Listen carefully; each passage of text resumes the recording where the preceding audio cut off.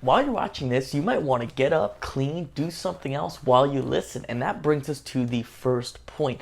Do multiple things at once. I don't care how many people say don't multitask. It is a bunch of BS, especially for people with ADHD. Often when you're focusing on multiple things, you will focus better. I learned how to juggle while learning how to speak Spanish. Both would have been really boring done alone. I got really good at Spanish and really good at juggling. So that brings us to another point. I've heard a great idea. Instead of being called attention deficit disorder, it could be called a varied attention. Varied attention. So it's not having a deficit of attention, it is attention that works differently. So for a lot of us with ADHD, we can actually focus very well when we have more to focus on rather than less. And that can be a big advantage if we use it. For example, listening can be tough.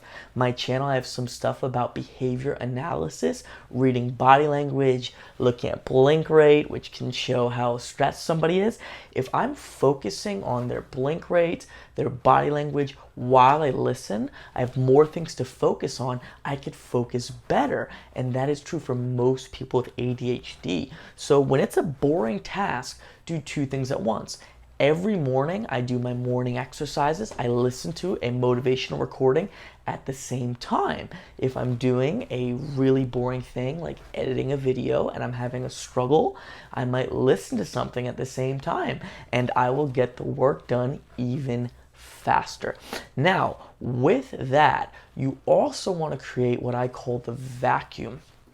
Cut out things that are negative distractions. What do I mean? Whatever. Surfing Instagram, surfing TikTok. If you have ADHD, you should never go on TikTok unless you do what I do, which is I cover it with a piece of paper when I hit post if it's for business. So I never even see the feed, which really everyone should do that anyway. So cut out the things that are distracting fully. That means, this is another point, do not try to moderate.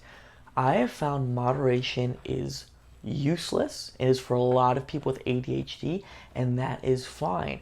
I have not eaten processed sugar in years, and it is not bad. So if you have a really hard, fast, simple boundary, you might find it's very easy for you. Like, I will never drink alcohol. I will never eat junk food. Like, these junk foods I never eat. I can eat as much blueberries as I want, which are really hard to overeat. You could find things like that really helpful.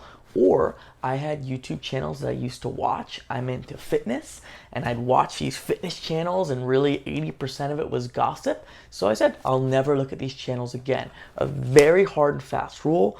Don't try and moderate. It probably is not going to work for you.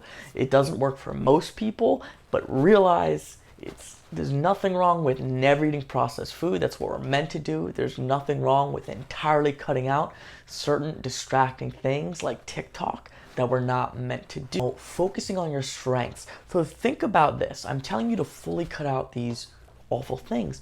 A lot of these things are not natural, but think of the natural world. I heard of a very interesting study where they met with hunter-gatherers. There are a few groups of people who still live as hunter-gatherers, slightly nomadic, and they tested their genetics.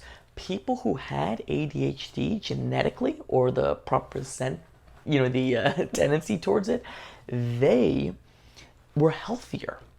So the gene and the varied attention, the attention that works differently, works very well in certain situations.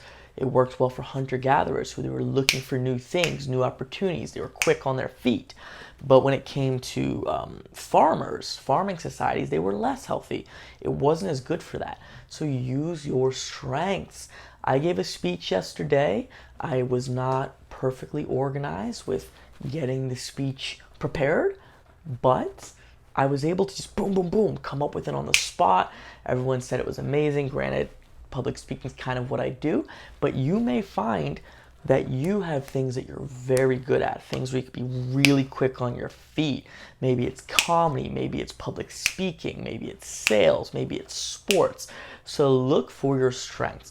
And finally, on that note, don't turn ADHD this is a pet peeve of mine, into some kind of excuse or limiting thing. You could say, okay, this is how I am.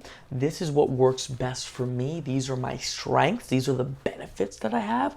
But don't get into too much like, oh, I have ADHD, so this or that. Like I saw on Reddit, someone said, since I have ADHD, I have to scroll through my phone to get my dopamine levels up for 3 hours. It's like, I doubt that's what's happening. You're being lazy. So you want to avoid stuff like that. Like, oh, I can't read. I'll read for hours. Don't just take on the stereotypes of ADHD. And then finally, another one is use paper, but keep it simple. Don't write a million things on index cards and lose them. This is just an outline, so I have it right here. Write out your schedule for the day on loose leaf paper. Leave lots of time in between. So you have a schedule, create chunks for your day. This has been proven time and time again to massively benefit people with ADHD.